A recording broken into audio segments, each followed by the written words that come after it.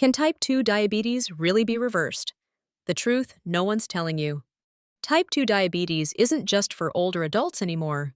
But here's the shocker. Money? Unsibduns.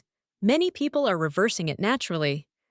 Let's break down how in less than 2 minutes, studies like the direct trial prove that losing fat around your liver and pancreas can restore normal sugar levels.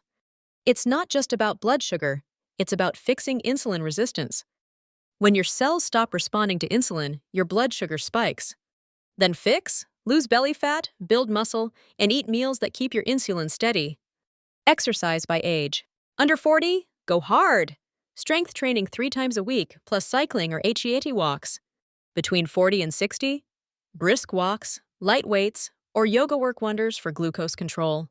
Above 60, gentle moves like chair workouts, tai chi, or water aerobics, all proven to boost insulin sensitivity. A food plus lifestyle. Eat whole foods, high-fiber veggies, and protein with every meal.